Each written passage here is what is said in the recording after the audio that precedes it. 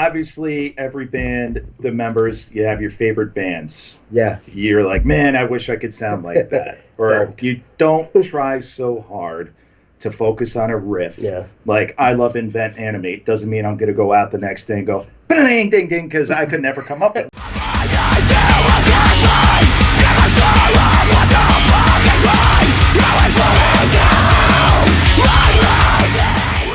Welcome to the 8th episode of the TrueShot guest spot. We have a special episode today because I have my favorite band on the episode. If I Were You, this was probably one of my favorites, I think. We went for a while on this one, didn't we, Rich? Almost 2 hours. We talked about marketing. We talked about family. We talked about... you name it. We talked about everything, and I thought this one was probably one of the more flowy conversations, I guess you could say. It just kind of very really, organic, organic. The guys were awesome. We had Randy, Dan, and Kyle. So drums, guitars, and vocals today. So this is going to be a good one. So I hope you enjoy this one. These guys are a highly underrated melodic hardcore band from Poughkeepsie, New York. So check it out, enjoy it, and we'll see you on the next one.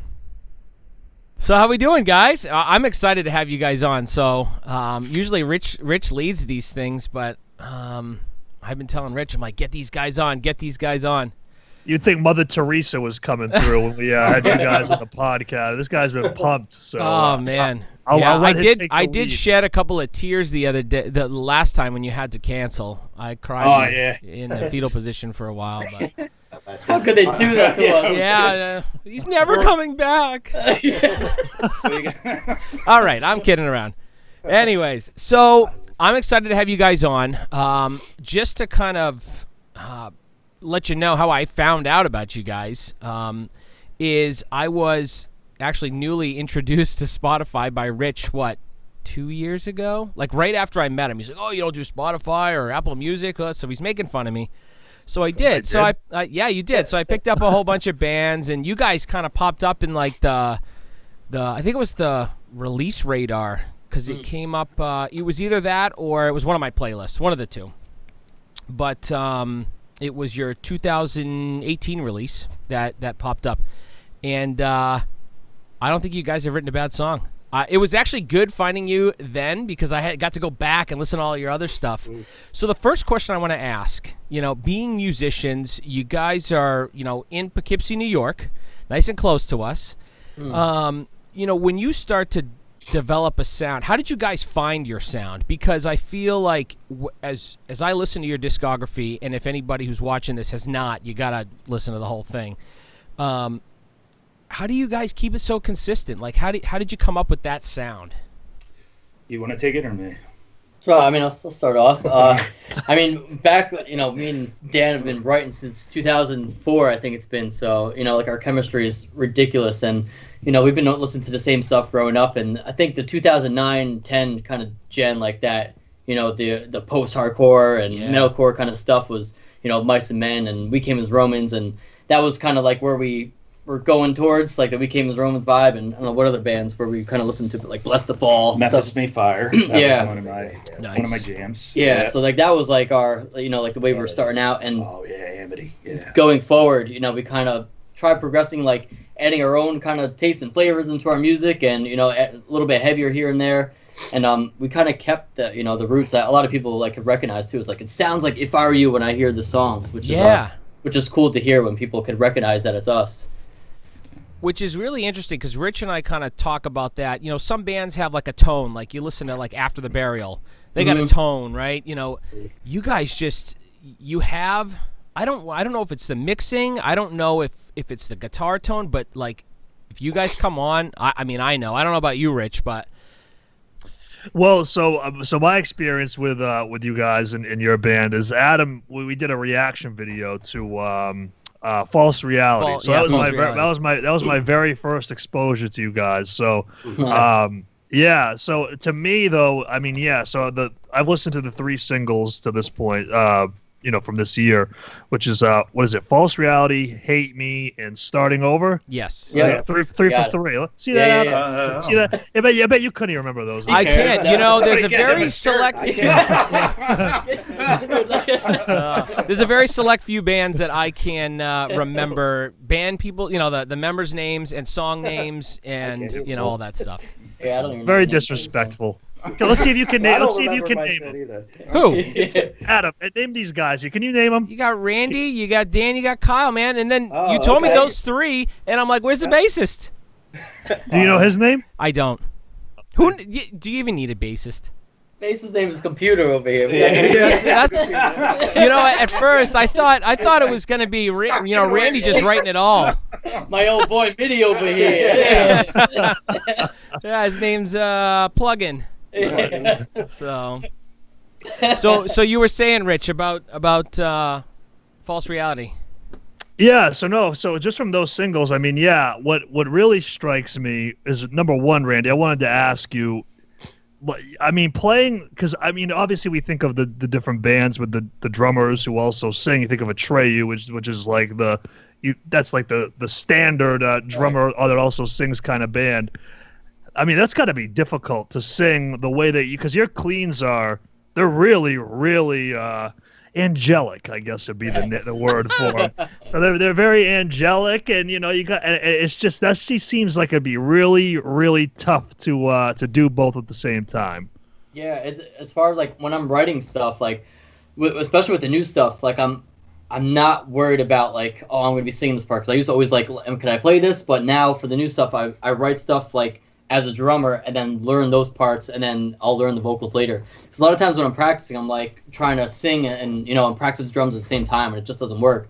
So I'll write the drums, practice that, and get that down to where it's muscle memory, and then I could focus on singing live, and the drums just happen. It's just all muscle memory, and it just happens. But the singing is where I actually have to focus on and get to know and make sure my posture's good. I'm not like, with double bass and singing, and it's crazy. And my neck's turned while I'm singing. Yeah. So you don't wear a headset. You're not like Britney Spears it up. No. I've been trying for years to get him to do the headset. He's like, no, I'm not doing it. He was like, bye. Yeah. It's not happening. Nope. I would laugh too hard.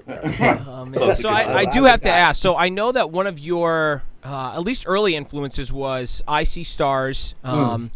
I love those guys. What about like a Skylit Drive or anything like that? Because you have a high register when you sing, and I was very interested to hear you talk because sounds like Dave Franco, doesn't he? Kind of does. Yeah, but he's got a normal, frequency voice. It's not. He's not talking like this, Like I have a high voice, and I have like a 1 octave range when I sing. Seems to be a problem here, These guys over here now. Oh man, talking shit the whole time. That's okay. That's all right. So you have a high register, but you have like a normal frequency voice. It's not like out of the ordinary, right? So is that your natural singing? Yeah, like I feel like it's harder to sing lower than higher. I always just go for it, and like I feel like the lower we tune, the higher I gotta sing. Like our A sharp stuff, I gotta sing a lot lower. And so it's like, let's go down to F, and then like right around F sharp is like where my sweet spot is, like Faithless and stuff like that, especially the end of Faithless when I'm doing like Faithless. I'm doing like the double bass. I'm doing like the double bass and like singing, and yeah, it's crazy. Live, it's you get the adrenaline rush, and I could probably hit it a lot easier actually live than recording. I'm cursing myself out doing 100 takes.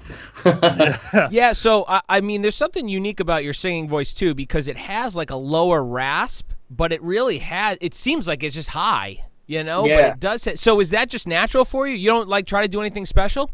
No, I mean like that's. It just comes out like that, like just a cool, unique voice. That's it.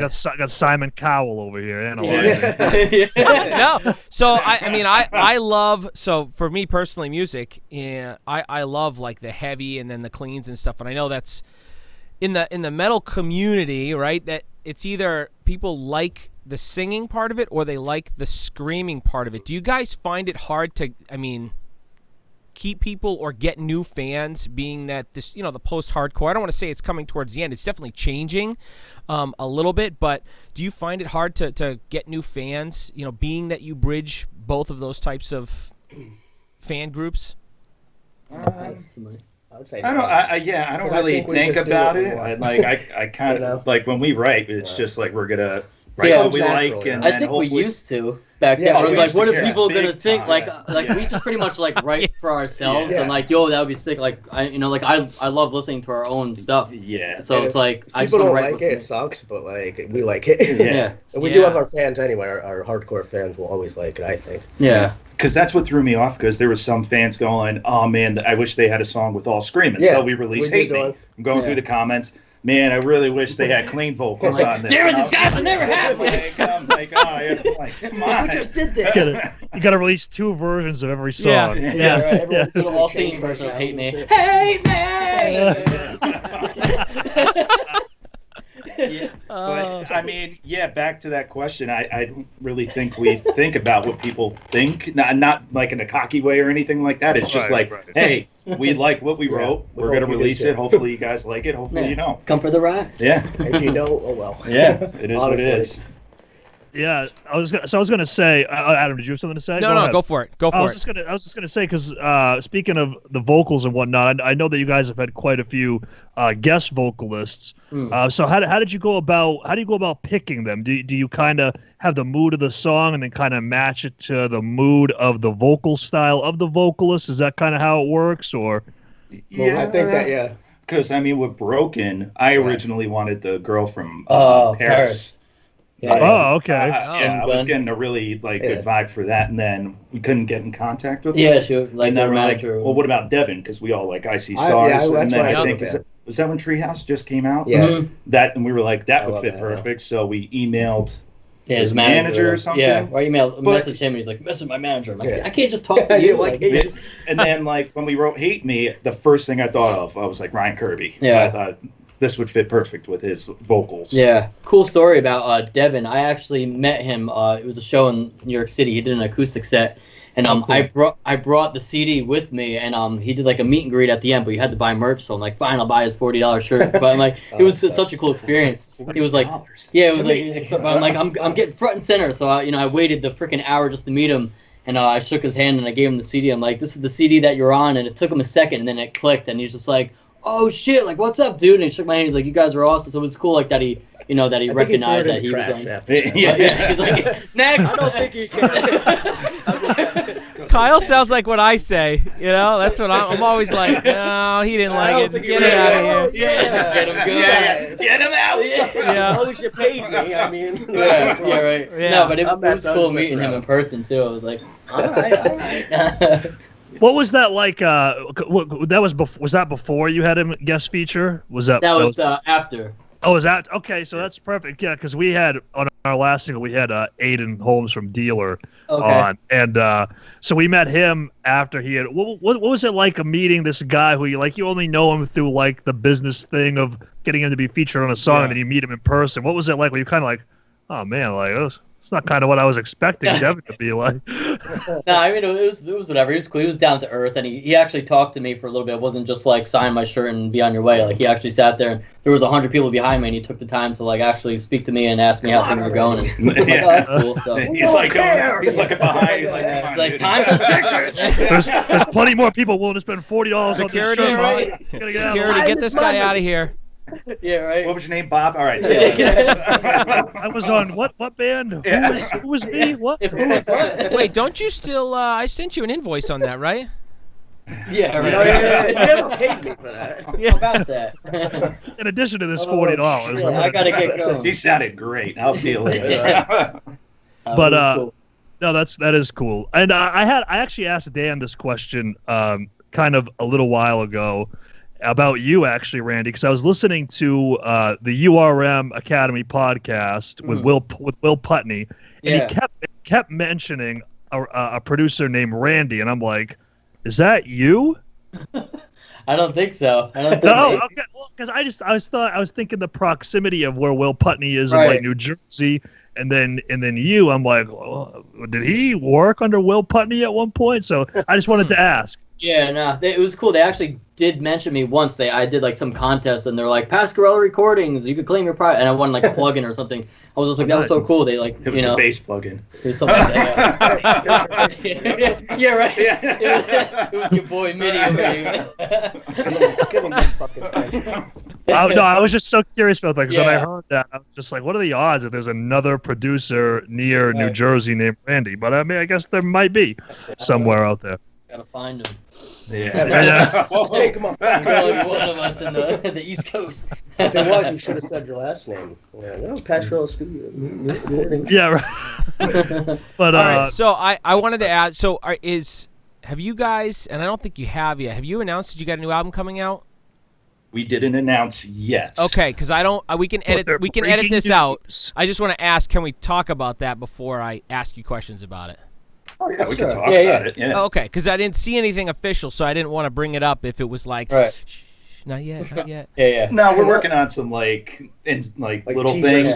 We're aiming for some time in July. Yeah, we're trying to release. Yeah. Release. So I'm surprised you guys haven't said anything about it. Well, with the whole COVID-19 thing, we're like our distribution center. Like, are we gonna have physical copies in time? Right. We're just trying to figure out like certain dates. And to be honest, like it actually, as shitty as it sounds, but like it was like into our favor, which I got to work on our stuff even more, and it got done quicker than expected. Because we do like every 2 years an album, and I think December would have been 2 years since like Inner Signals, and I was like, wow, it's done. There's nothing else to do.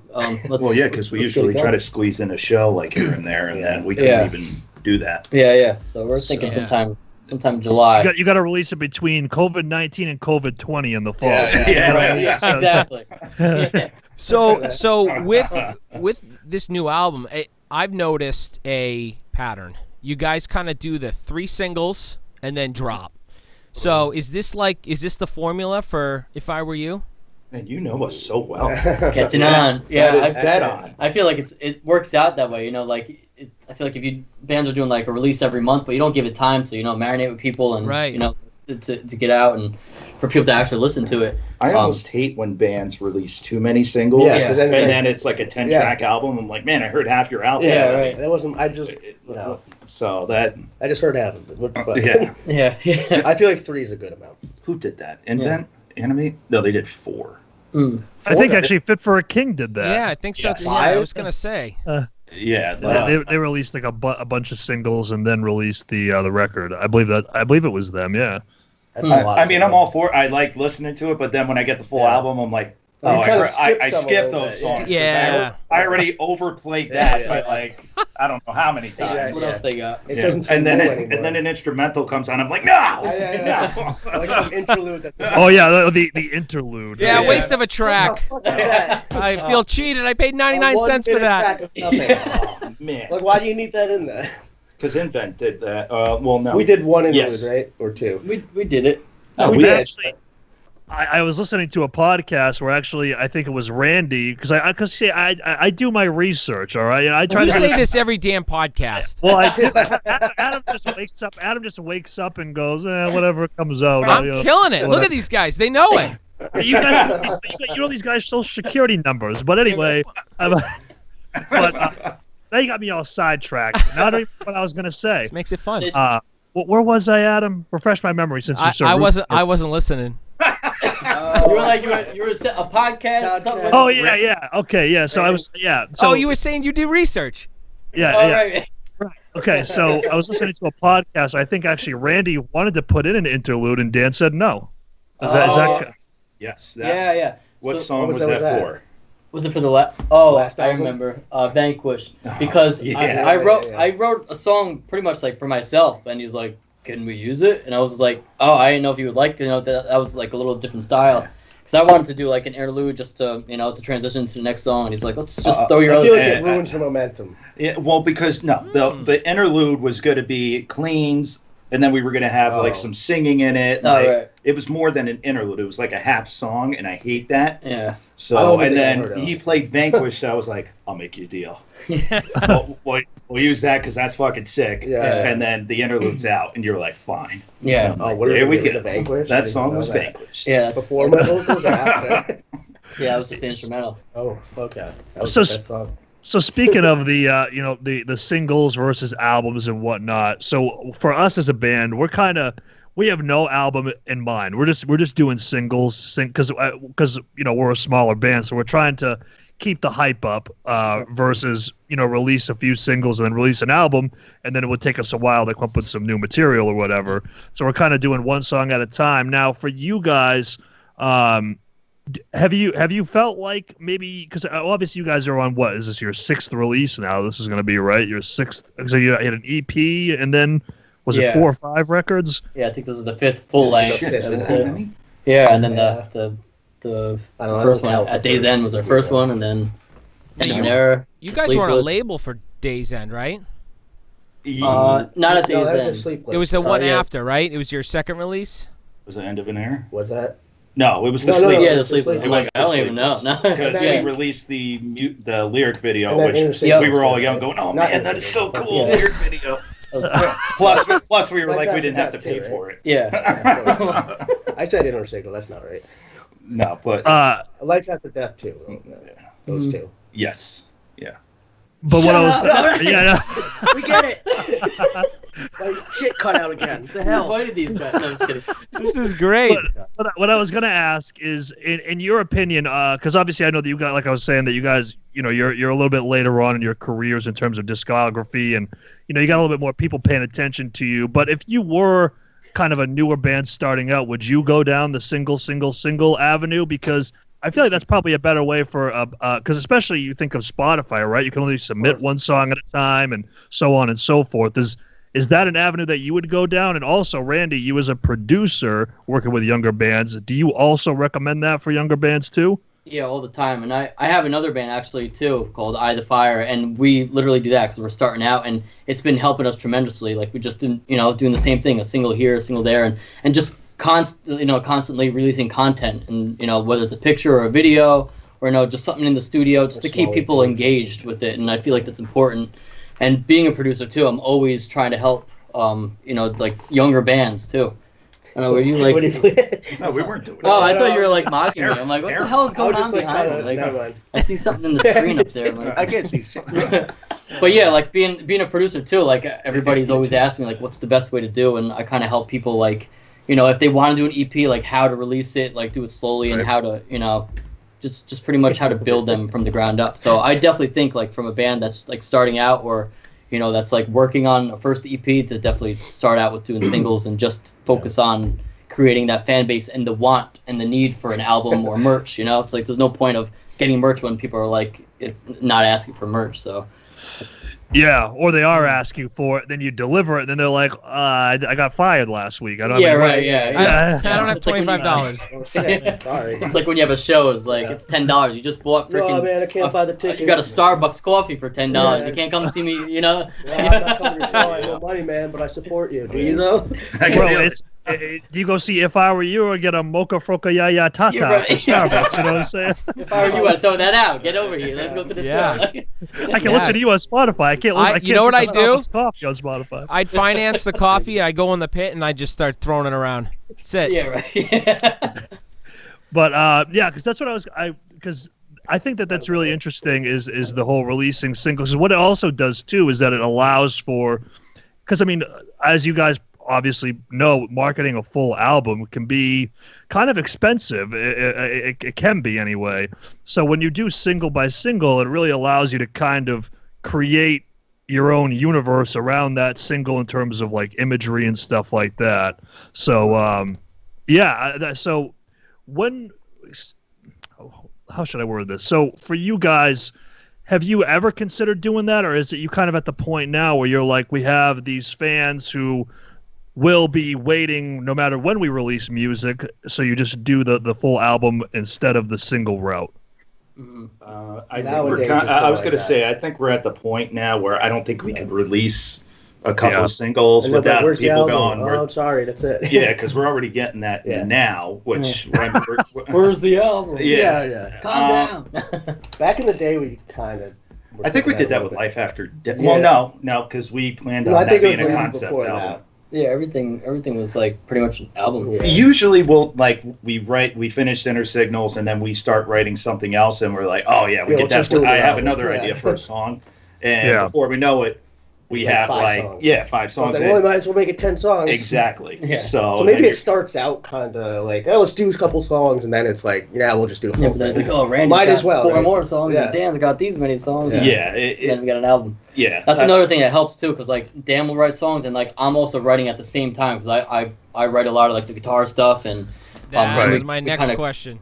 Yeah, so we kind of collab a lot, which is like how we're just constantly getting music out, and it's like, and I'm always wondering like, are we gonna run out of ideas, and all of a sudden we got another album coming out in less than 2 years? Like, how did we do that? It's a cool experience. Yeah, where do you get inspiration? Because again, I'm familiar with your discography, and there's that consistency to it, but it doesn't all sound the same, right? Mm. So like, how do you maintain, or where do you grab your inspiration to make it not the same but still keep it consistent?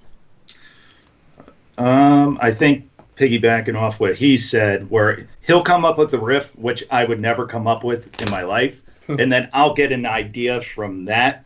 So that I'm like, oh man, that's a cool verse riff. Let's add this, and it'll be not completely different. It would still flow, but we'll add a chorus, we'll add an intro.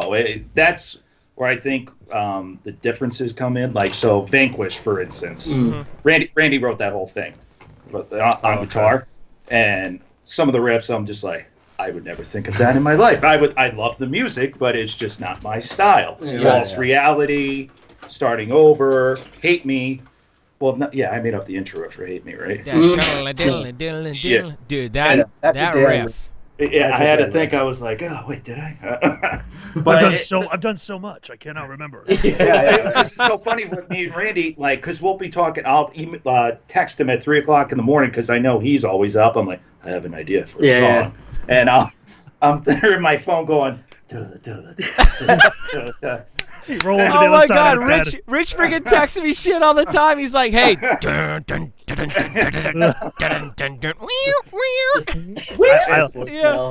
love the lasers.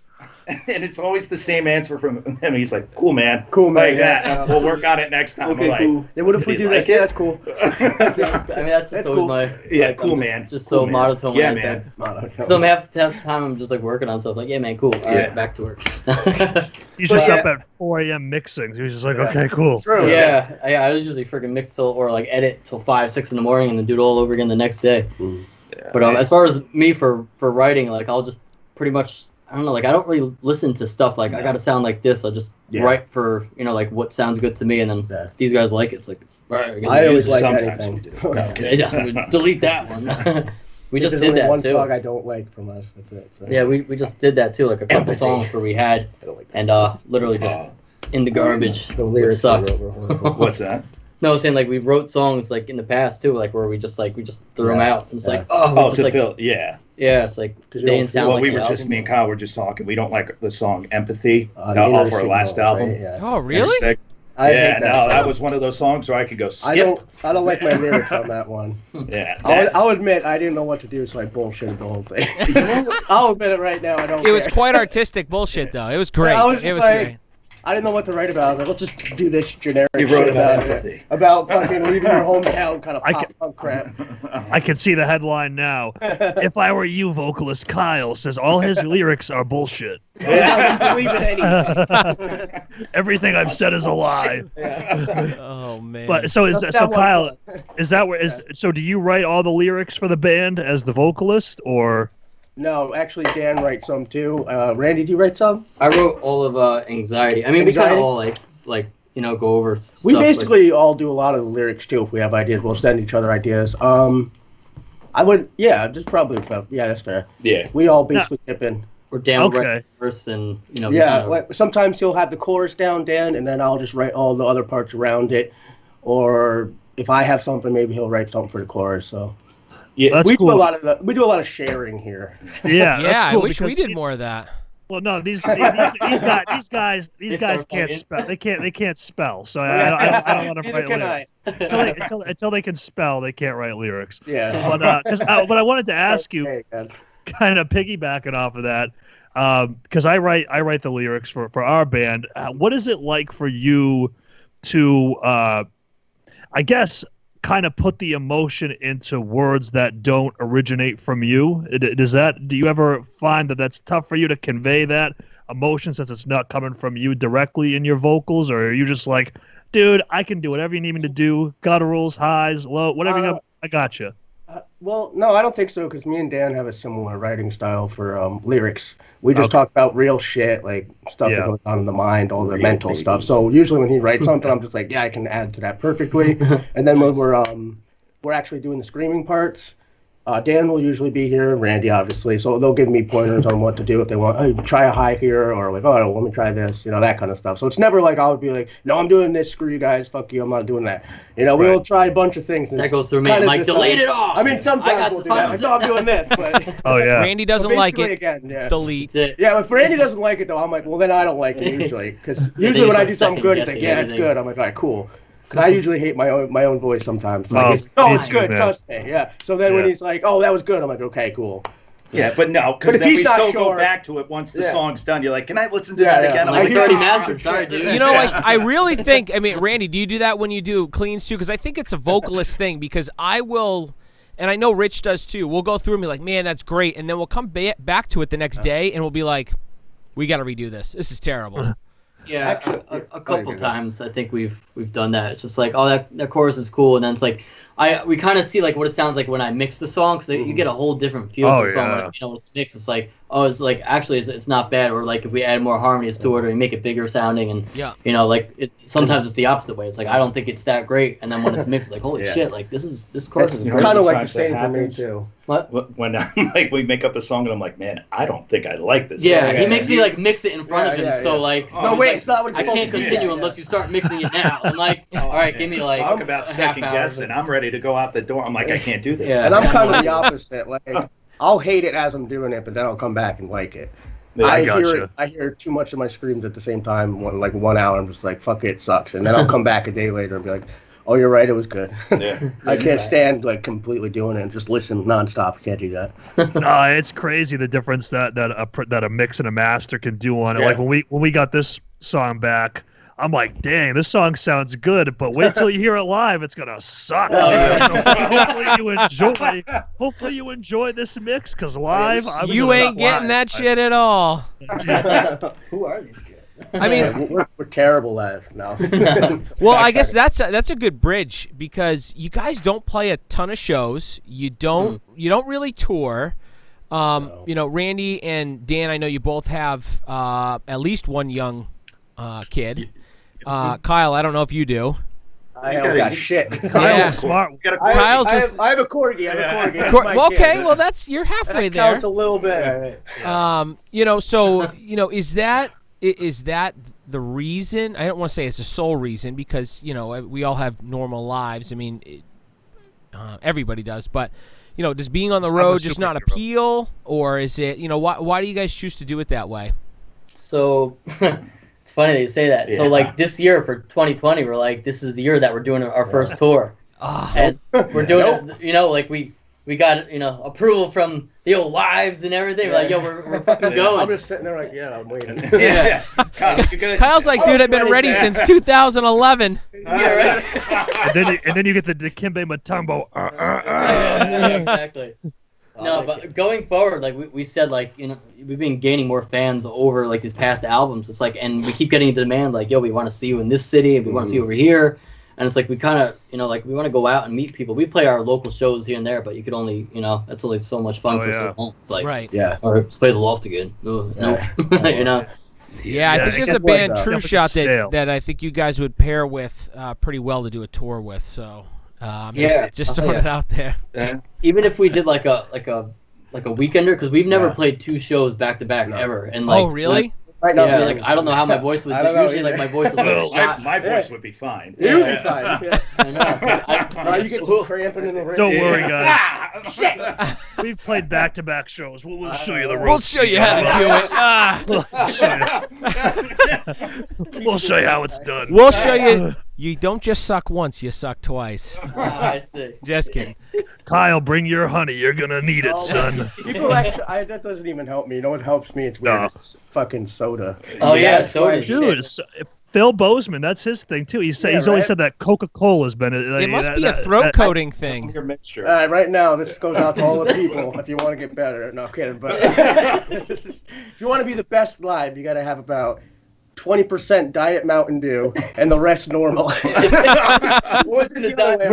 Where did you find this mixture? What was it, trial and error? Be like 30, 70, 30? No, I think actually it's the diet, which is like 80%, and then 20% normal. It's because I'm diabetic, so I can't keep having that much sugar. So I'm like, I got to do something different that still tastes good. So that's my shit right there. Doing iced tea for a while, and you're like, No, you couldn't scream. If you do with iced tea for me, it gives me like a coat on the throat, and I'm like, sound like, Can't I can't do it. Soda's my shit. Water, nope. I don't know. Someone's hand, like, yeah, do the honey, do the green tea. I'm like, fuck you. That doesn't work. You gotta get the dew. Yeah, do the dew. Oh man. I I don't think Bruce Dickinson would be from Iron Maiden. I don't think he'd be too happy about that. He's he doesn't talk for the whole day before he plays and stuff. He's nuts. No, see, if I put my head too much into it, I will suck. Like, I gotta just be in the moment, you know. That's funny. Yeah, I usually just probably make a fool of myself on the highway driving to the show, just like screaming my head off. That's like my way. I just have to scream for a half an hour just to get ready, and then I'm sure people drive by like, is this guy this guy having a nervous breakdown over here? What's going on? Me and Randy me with my what's your the Melissa Cross. Miyagi. Yeah, I'm at the red light, and then I just stopped. I'm like, and then as soon as it's green, I'm like, And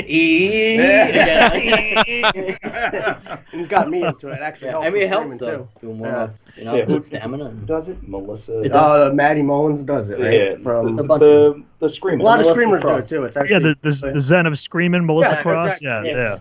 I have that. I have that DVD. I was like, so you look at her and do it. Have you opened it yet? Have I? Have you opened it yet? I returned it. Oh, she's pretty hot.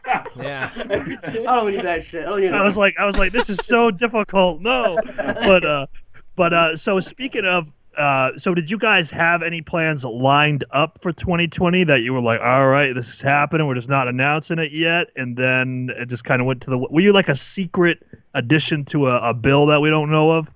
No, we weren't. Nah. We had one a date in mind. We were thinking August to to like start. August, September. I gotcha. Yeah, we were talking to like a couple of promoters, but like we had the resources, but it wasn't just like let's put it together, Yeah. Because would you guys base where you play off of like your following on Spotify, or is it a just like a market that would traditionally do well? How would you go about picking shows outside of the local area for you guys? I think so. Like I know, like our biggest amount of listeners is Chicago. And like when you look at the demographics of like each is the same thing, right? Yeah. What is it with Chicago? I don't know. They like their metal. Yeah, Chicago, Ohio, Michael Jordan and LA. What? Michael Jordan. Chicago Oh, Bulls. well, I just talking about music, and then I hear Michael No, Jordan. I know it. Michael Jordan was seen down the street yesterday wearing an If I Were You shirt. Yeah, that's my man. If I were you, just do it. But Nike's my way. Yeah. Jordan? Yeah. How dare you disrespect them? Yeah. Freaking Jordans. Air Jordan, go ahead. baby. I think reading all like the different analytics, I think that'll definitely help us put something together as far as like a first tour. I mean, like I said, I would love to do like East Coast kind of thing, maybe like a weekender kind of thing, and then if we start venturing out, kind of just seeing where the fans want to, a lot of people from overseas too, honestly, Japan. Yeah, but that's gonna be a lot of money. Yeah, but I'm like, they like us too for some reason. I don't know if they can understand us, but I know Brazil's always asking for the Brazil. the shows. That's Brazil meme. too, actually. Well, no, Europe tours, that's what pisses me off. Oh, here we Like, go. so my favorite bands, I'm like, this tour looks sick. Yeah. Oh, yeah. And I'm like, it's in Europe. Yeah, I'm always. Like, come on. Always. Come on. Always. Exclusive. Why? What was the one last year? Was it last year? Was As They Lay Dying, Currents? It was like, dude, you couldn't have gotten a better bill. For me, it was Amur, Alpha Wolf, and Fit for a King. They were like overseas, and I'm like, nah, like, cause that's like a show that I would have like killed to go to. But so for you guys though, I mean, so all right. I don't remember your monthly listeners exactly on Spotify, but I know that 166 and change, right? 1,000 and change right now. You did some research too. There you go again. Yeah. This guy thinks he's got some journalism degree and he's better than me. I don't, you know. I know, but what? I don't even know this. Come at me, bro. You got nothing on me, Rich. I do. Sir. I have my phone. Yeah. Hold on. Well, I was going to say, you have more monthly listeners than Alpha Wolf, Silent Planet, Invent Animate, Kingdom of Giants, Famous Last Words, Varials, Dealer. There's a bunch of others. So what I wanted to ask you was that, Really? like, have you not been like approached by some like tour, like you never been approached by like, so I'm not saying this band in particular, but like a Fit for a King or Occurrence, because I know that Randy, I know that you're tight with Chris. Yeah. So they never been like, hey, do you guys want to come with us? I mean, that's never happened before. Well, Chris has. Yeah, like I've talked to Chris before, but I think it was just like we never were in that kind of like let's tour. So like everybody so just no one you knew really- that we were yeah. like weren't like we weren't playing everywhere. But I think going forward with this new album, we'll pretty much make it known that like we want to start playing more and getting our name out a bit more. And we're hoping that this album like does it for us. Like this one kind of puts us on the map. If you were, Yeah, you hope it to be the 10-year overnight success. Yeah, pretty much. Right. Yeah. 10 years later. Nothing wrong with that. Yeah. So and going off that, I know you guys are independent minus your time with Manifest Records. So there you go, Adam. Did you know that, Adam? I bet you did, didn't I Oh, say you they did. were signed at one point? No, Come on, no, man. No. Yo, he's said like that they 10 were minutes signed. behind in the conversation. No, you said You're you making said us that they look were bad. We're signed. supposed to be coordinated. We're not coordinated. But you said that they were signed. You never said by who. But anyway, that's neither here nor there. True. Anyways, I know that you were with them at a time many moons ago. But again, going off of the bands approaching you, you've never been like approached by one of these labels that's like, when you think of metalcore, you think of like Sharp Tone or Solid State or one of the. Never been approached by any of these big time labels. No. Not like Nope. not the bigger ones. Not I mean, that I like know of, maybe no. some like small like indie independent, but like I feel like at this man. point like What? doing it You're a ourselves joke, is just man. easier, and I don't Right. know, unless it makes sense to sign with a bigger label. It wouldn't make sense, honestly. I don't know. We get to Right. keep 100% of Yeah. our copyrights, And we do everything ourselves, so it's kind of like we kind of prefer it this way. Yeah. I would personally. like unless it made sense where like if Yeah. like what Periphery is doing, like they're getting distribution through Sumerian, but they're on their own label, like they Yeah, made I their would own do label that. thing. Like a licensing kind of thing. Exactly. Yeah, Yeah. No, that's what I was gonna say, because I know that you guys do it all independent. I'm just surprised that you've never even been like approached by one of the, because especially considering the following that you guys already have. I'm surprised that a Sharp Tone or a Sumerian hasn't tried to be like, hey guys, why don't you come over here? Yeah, right. I think it's the lack of shows. Like Yeah, that's the only I thing. think Because so if they too. YouTube us, you're not gonna find us. Like you'll find us like from years ago playing at the Loft, which Yeah. which I want to take down. Yeah. I feel did the same search. way. I did search. Yeah. I didn't find any videos. It was not Yeah. easy. Really? Yeah, There's no. a couple. And Just find us They're kind videos of of us garbagey. drinking beer and writing stuff. Like that's like Oh, that's our favorite. yeah. I think it really has to do with that. I'm pretty sure labels are looking at live experience and making sure that you can play what you're writing. Well, that's what I was gonna say. You guys can play all this stuff live, right? I mean, like especially you, Randy. You can sing and play those drums, like you can. Yeah. No. Yeah. I don't know how he. I only know Yeah. one other person that's not like like what Rich was talking about earlier, not in one of those giant bands, and that's my my dad was in a band when I was a kid, and the drummer in their band, they were a cover band, but he sang too, and I still never understood how he did it either. I mean, they weren't playing what you're playing. I mean, they're they're 4/4 timing like boom dot Yeah. boom bop, So, but Sounds like your dad. Yeah. It's Yeah, like I my was dad just too. gonna say It's the same thing with his dad. Yeah. Oh yeah. It's like my dad taught me. My dad was a drummer and sang, and And then until I got old enough, then I started playing double bass. He was like, "You're on your own." And I was like, What is that? What are those? There's 2. I can't comprehend this. I'm out. Yeah. "What are those?" What's a click track? Yeah. So let's talk about that, because that was one of my questions was, you guys don't play a lot of shows. I've asked Dan a couple of times, what do you guys use for tones and gears and, gear for the recordings? And I know you do use some, JST plugins. I don't know what it's specifically for you guys.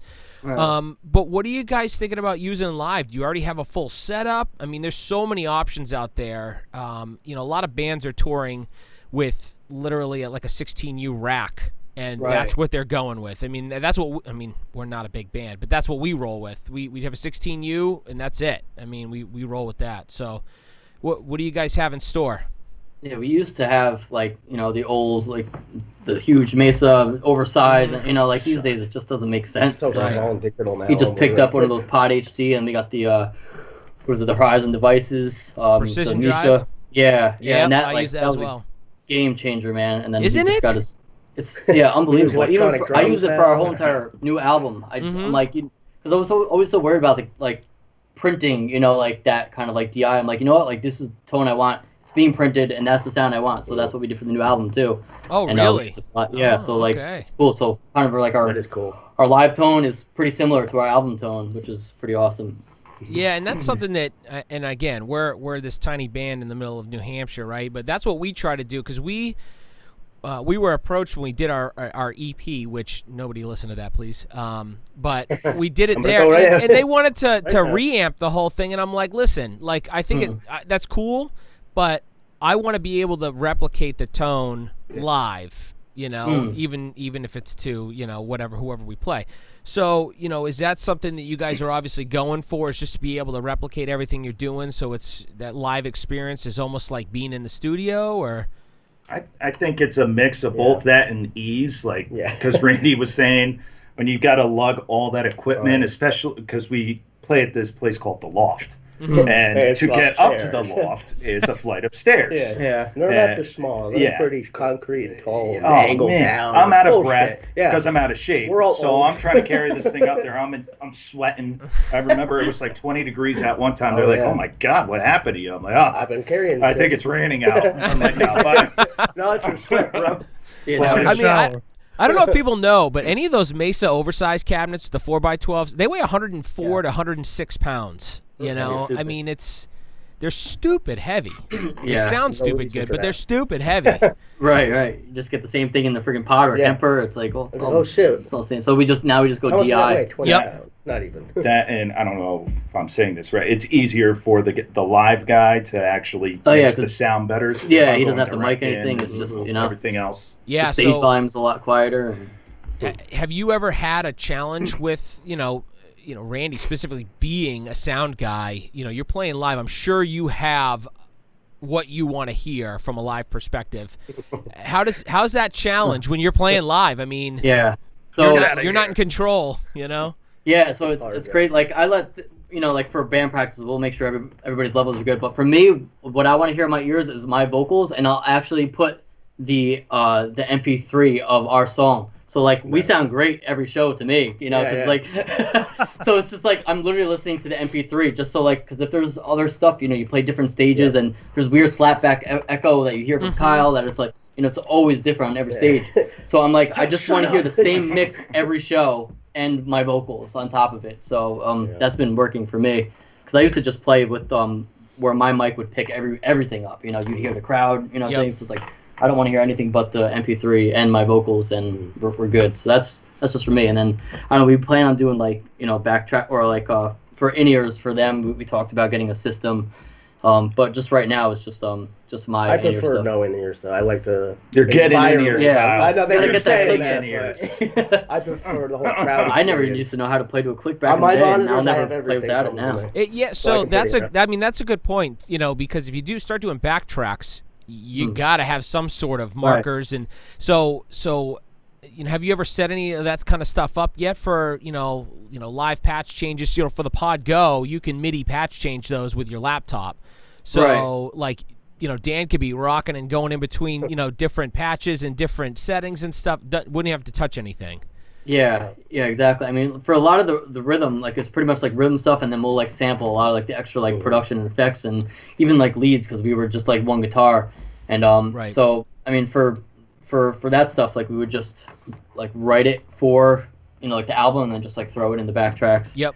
Trying to think of what else we do for live, and then also like we'll write stuff like in between songs. And I don't have to keep like pressing stop and go. Like I hit play on it, and it's like, and it just goes seamless, like the whole set. Yeah, we have kind of it choreographed, I guess, what we're gonna do and say and write. Yeah, I love what me now because I got the drop pedal, so I don't have to change my guitar or anything. Yeah. Beautiful thing. Oh man, our bassist, I see him sweating like trying to get the strat light to go on. I'm just like, so you got 3 seconds till the song comes in. Let me just we're going down 2 semitones on this one, boys. Hit the button. Yeah, done. Drinking a beer as he's doing it. Yeah. I'm like, how you doing? Hold on, guys. I got a tune. All right, I'm ready. And that's the other thing too. I use his guitar because he. Oh, it's got the Evertune. Oh man, the Evertune. I've never used one, and I hear they are. You tune it once, you're good to the next string change. Yeah, it's we haven't tuned it in like 3 months, and I own 3 of them for studio too, and it's like, you save so much time because half the time you're writing a riff and it's just like you got to tune it and the riff is gone, so it helps with the writing process and just making everything go smoothly. And live you don't have to worry about like constantly tuning, and you could hit as hard as you want too, so it's not gonna go sharp. So what are you guys using for guitars right now? We got an LTD. Which one have you been using? Yeah, LTD 6-string. Oh no, I'm using the other one. Yeah. I think it's like a 25.5-inch scale LTD. Nice. MH 1000, and then we just with the Evertune on that too. Nice. And then I'm trying to think what drums. I mean, that's all. And then we just run that, and I use the drop pedal. So because right now we're still playing the songs that we play in A sharp. Our newer stuff is going to be lower, so might not have to do it that much. So it might be where I'll set the drop pedal to F, and then I got to drop it to like E instead of going from A sharp to F sharp. I had to fight with this guy to go lower. I had to fight with him. He wanted to play like these happy riffs. I'm like, no, man, we got to have some. I like riffs. Riffs and chugs. I like riffs and chugs. You'll hear at midnight how much I think Dan's already heard it. He heard the really bad unprocessed version. No, I thought I heard. I know. Did you get the final though? Yeah. No, me and Rich got this. Me and Dan are what you call best I buddies. know, all about it. Yeah, me and Randy got a thing on the side. Kyle comes in every now and again. It's okay. Kyle, I was gonna say, Kyle, from one vocalist to another. Do you understand what these guys are talking about? Because I don't understand a damn word that they're saying. Not one word. I'm actually around them a lot where I do understand a lot more now. What are you talking about? A lot more. You're like, yeah. No. I understand a lot more than I used to. I used to just come in like, whatever, do whatever the fuck you want. Do it. Now I understand some of the systems more. It took me like 6 months to figure out what DI meant. Like, I had no idea. You are still at so local shows. I mean, we get at, can we use your amps? And they're always they message Rich. They always message Rich, right? So Rich will text us, "Hey guys, can somebody lend such and such a band their cab tonight?" I'm like, I didn't know if you had one. We don't use cabs. I know that we don't use them, but I'm just maybe you have one extra. I'm not gonna lug a 4x12 for somebody to use. Yeah, right. Does anybody need this? I brought an extra 4x12. No one. All right. Oh, you need it in 16 ohms. Hold on, let me undo it and rewire it for you. Adam, I know I'm an imbecile, but I'm not that much of an imbecile. Okay, I know that I don't know anything. I mean, we get to a show and I have to ask him like how to plug the microphone. I'll be honest, I don't know anything. He used to have a wireless microphone. And he'd be like, "Dude, this is not work." I'm like, "Dude, you gotta hit the on button. You gotta hit the on button." That might be I gotta tell you though, all the crap I give this guy, if I would still be in the basement, writing, sunset riffs on my computer by myself, if it wasn't for this guy. That's the respect that I wanted. There we go. Yeah. So, that's all the story about the drum. I want to just do it. I was thinking about that. So I set up. We were playing a show. What was that with Valamaya? Mm-hmm. Yeah. So we're playing a show with them. Chance. I set everything up because we were opening, so we had plenty of time. So I set everything up for our bassist. I go, whatever you do, don't hit that button. It was the drop pedal for him. click as soon as we go up there. So I'm in a different tuning. Yeah. He's in a different tuning. Oh, So he caught it second song. Yeah, second song. So I had no idea because I couldn't hear. One Then song. he goes, yeah, I think we were in different tunings. Yeah. I'm like, you hit the button? I told you not to hit the button. Right in front of Mark Okubo, or what is his name? Obuko. Obuko. I can't remember his name. I heard it instantly. My God, because like when you can hold your ears, you can still hear low end. Like I'm just like singing to this weird key. I'm like, what is going on? And then you just see him playing bass like with a nervous look, looking at his amp, like, what do I do?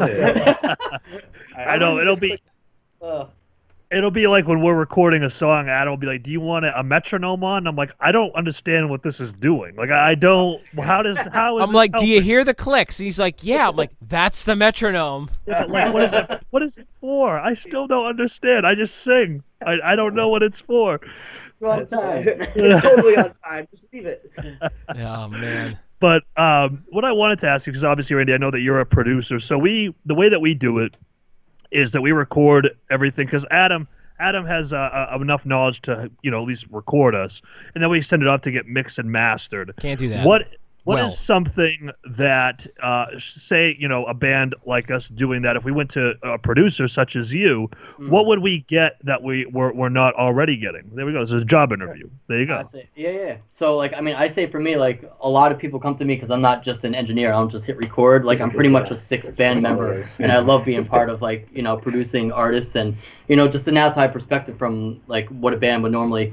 What they would write. And a lot of bands that come to me, like, they pretty much like hand me the guitar and be like, what would you do? And I pretty much become like a band member for those 2 weeks that we're writing an album. They show me the songs and it sounds like our band. Like, it's like, oh, so who are you? No, you wrote it. Okay. That makes sense. You should have saved that riff for us. Yeah, I know. Sometimes when I do ghostwriting, when you singing it, I'm like, you're in the song. Yeah, they wanted me to do guest vocals too. They paid me. I'm in it. They paid me. Oh, you in the band? No. They asked me though.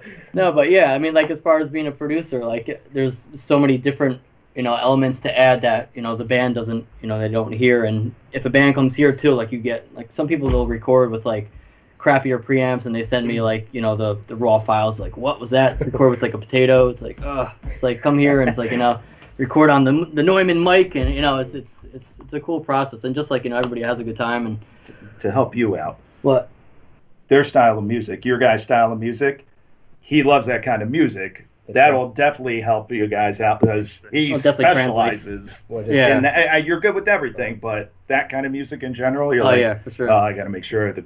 Have you forced them to listen to anything, Dan? Yeah, I sent it to him right away. Oh, nice. Yeah. I apologize. Sorry about that. He's like, all right, let me do this. I don't know about that. Well, you got the producer. Take 2 dB.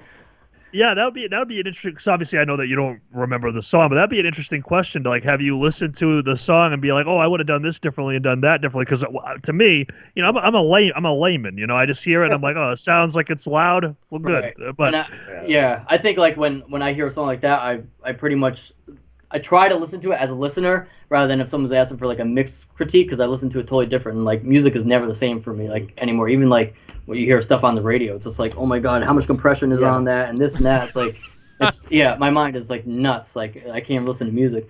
But that's the way I'll definitely take a listen again and go more into the technical side rather than enjoying the song for what it is. Yeah, we like any feedback. I mean, we could have gone back and forth with. Were you going to say who produced it or who mixed and mastered it?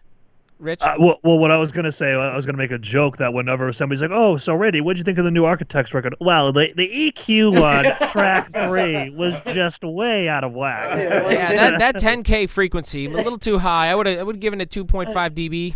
A little harsh on the ears. Yeah. He doesn't like numbers. No, evens. Dude, I have a friend that's like that. If I put the volume on in the car and it's like 13, he's like, it's got to be 12 or 14. It's got to be. And I'm like, what the hell's the matter with you? Are you talking about me? Because that's me. No, I'm not talking about you. But, that's me. I'm never driving in a car with you. 2s and 5s. Oh my god, it's got to be an OCD thing. There's some sort of like low layer OCD. So if a coffee's $3, would you pay $5 instead? 10. It don't work at Starbucks. Yeah. It depends. Starbucks, I don't think you're getting out of there for under $6. Mocha chocolate, whatever. Yeah, whatever you said before. It's a Dan. It's a Mocha Choca Yaya Tata. That's the one. Oh shit, we're dark. Yeah, Randy. Red light special. Yeah, there we go. Lights are back on. I saw the stripper pole coming out from the back there. Yeah, right. It was coming down on him. You think it's a studio? That's for the end. It's not 10 o'clock yet. Like 5 minutes. 4 minutes left. 4 that minutes doubles left. as a brothel. God damn it. Oh man. Son of a But bitch.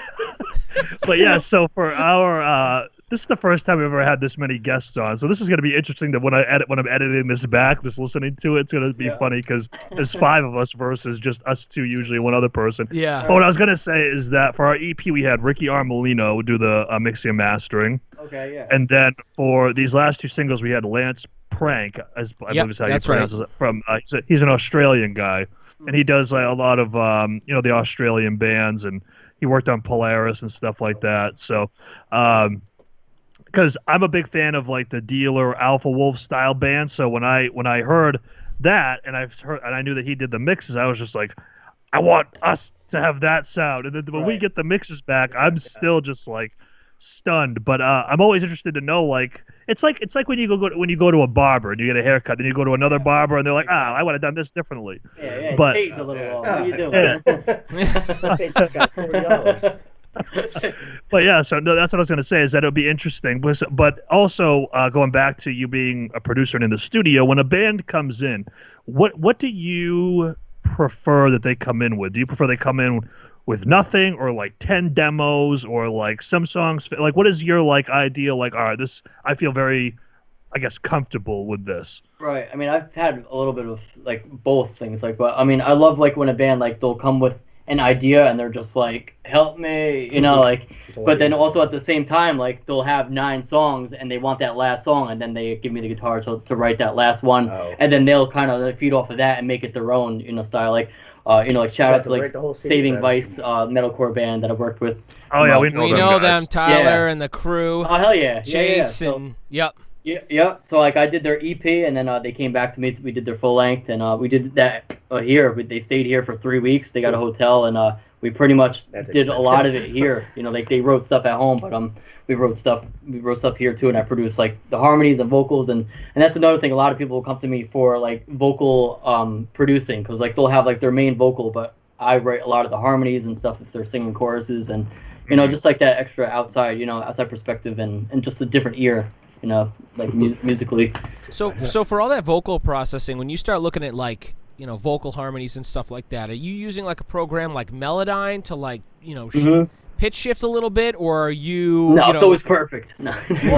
No, I'm not saying that, because I mean, no, just kidding. But I know what you mean. That's why it's so good. But are you using that for the harmonies to like, take that main vocal piece and maybe switch it around, or are you having each vocal layer actually sung, or are you programming it? Everything is sung, and like a lot of people are like, can you just like program the harmonies? I'm like, I'm gonna make you sing it. We're not leaving until you fucking sing it. Yeah. So like and it gives people more like confidence later too. It's like, wow, that's me, and he pushed me, like, and there's nothing.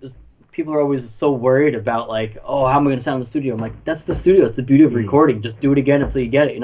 I usually kick everybody out because like vocalists are just like, everyone's going to judge me, and everyone starts laughing when they hit a wrong note or singing. So we kick everybody out of the room, and exactly. Yeah, I've been victim to that. Yeah. So a lot of times like the vocalists will like that one-on-one, and like kind of ask me for advice on what should I do here. Even like screaming vocals too. It's just like. You just get that outside perspective, and different layers, and it's a whole different art between the singing and screaming, and it's pretty much it. Yeah, Rich, we might have to travel up there for the next single, which we just finished writing. What do you mean up there? What are they in Canada? Yeah. Well, actually, down there. Sorry, I don't know why I said up. Right? I mean, I do the same thing. Yeah. Over there. It's always over there. You're going somewhere. Yeah. All the way up. It's only what 7? I think it's a 7-hour drive for us. Ooh. Okay. Oh my God! Don't do it. So the other thing that I wanted to ask, because I think there are some local level bands that will listen to this. Like for studio time, what can a band expect to be? Kind of when I say in the hole, I mean that nicely. Invest. Right, I say invest because that's what you're doing, right? What's the damage? Invest. Yeah. Yeah, so I mean, a lot of bands will pick like the per song rate rather than like the hourly, because as soon as you do like the hourly rate, everybody's just like, oh my god, we're on time limit, and then like that affects their playing and like how they're singing it, and they're like, oh my god, I gotta pay another $50. So like, and you're like, cough up the cash. Yeah. Guys, it's 10:01. You're out. You're out. Yeah. I need $50. Yeah, just fucking pooping for $100. Yeah. Randy's like, hold on, I gotta go to the bathroom. 20 minutes, walks back. Oh, guys, you're gonna have to pay. Sorry, man. Sorry. I had fucking Taco Bell. But yeah, so like, I mean, full production, like I do as far as like if a band wants to come in and just record, that's gonna be totally different if they want me to produce and like help them from the ground up. I don't want to come in and pay you. But yeah, so I mean, it could go anywhere from like 600 to 800 a song, depending on like what the band, and like if a band does like a full album, like I'll definitely hook them up if they want, like the backtracks with the songs, and there's so many extra stuff. It's like, all right, we want the songs. It's like, okay, now you got to think about the instrumentals, because like a lot of people want to do instrumental versions where playthroughs and stems, like so they can make backtracks for live, or so like, and I love like helping bands with that too. If they need the backtracks to be made, because a lot of people just like say send the stems and they don't know what to do with them. They just got all these tracks. Like, how do backtrack? I wouldn't know what to do. Yeah, no. So well, I mean, I think that the people that don't know how to do that don't realize that it depends on how you're processing them, right? Right. Sometimes you get a stereo track with pan guitars. You got to figure out how to separate those so that like I can cut here and there and I can play the harmony now live because I've took out what I'm going to play and stuff. So I was actually texting Rich the other day because I just put a backing track together for the song coming out tonight, and it's a pain in the ass. You know what I mean? It's a whole other hours. 2 hours. Yeah. So yeah, it's another project. I'm like, Rich, I hate this because I effed it up. So I had to do it twice actually. But that'll do it. Yeah, that's right. Why do it once when you can do it twice? Or 3. It's actually, because it's interesting. I mean, I've always wanted to try to do the studio thing, at least because what I remember back, it was, I think it was when Fit for a King came through Hampton Beach up here in New Hampshire with August Burns Red. I actually I talked to Ryan Kirby actually, and he said, man, if I give you some advice, my advice would be just to go into a studio with a producer that you trust and just really make sure you get that single down, regardless of what it costs. Just make sure that it's like mint. So Adam, maybe we'll give this guy a shot. He seems to know what he's talking about. Yeah. I mean, and you guys could also do like if you record it, like I don't know, like you said, you record your stuff and send it out. I mean, I'd be down to do like a mix for you guys just to hear the sound first rather than coming all the way down and be like, what is this guy doing? All he's doing is using the bathroom for fucking 8 hours. So you know what? I did want to ask. You guys do a lot of synth, right? So you got a lot of synth and our classicness. Yeah, the programming and stuff. What do you how do you create that stuff? Because there's so many different ways to do it, and not that I'm asking for your secret sauce, but any must-have plugins that you use for that kind of stuff? Yeah, I'm so much. It's gonna cost you $20. We'll send it to the Venmo. I use a lot of stuff, like stuff between Silent and Spire, and I don't know. There's a lot of cool stock, like even Logic stuff like that are great, like with the new updates. But I think my main ones are Spire and Silent. I think that's how you say it. And then even like other like Contact stuff for strings, and that's like our string go-to sound. But a lot of times like we'll write like a synth part and it'll inspire us to write a breakdown over it rather than like write the breakdown. We're like, oh shit, that would be like we'll do some kind of like arpeggiator, and it'll be like, and we'll write the song like over that. I think that's how I wrote the start of was it Never There? Remember? Yeah. With the synth, like it was literally just a synth. I'm like, I have this whole song in my head already, and it was just off of that synth thing. My favorite is like Currents actually.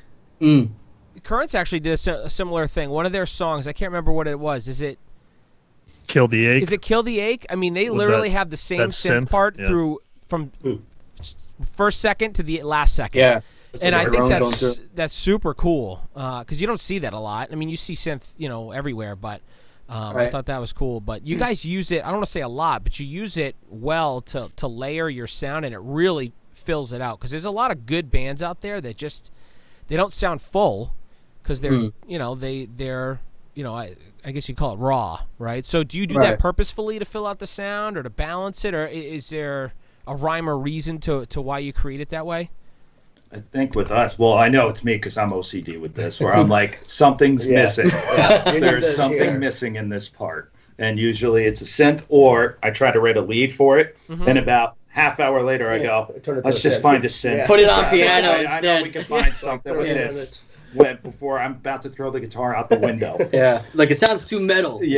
That's the other thing too. Like we like our metal, like metalcore, but there's sometimes where I'm like, oh my god, this is like super super metal, like Kill Switchy or like And don't get me wrong, I love Kill Switch or whatever, but our music taste has changed over the years. Obviously, End of Heartache is always going to have a spot that's in one of my heart? top. In your heart. In your heart. Yeah.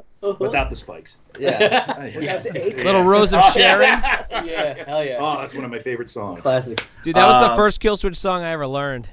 Mine was what was mine? When Darkness Falls.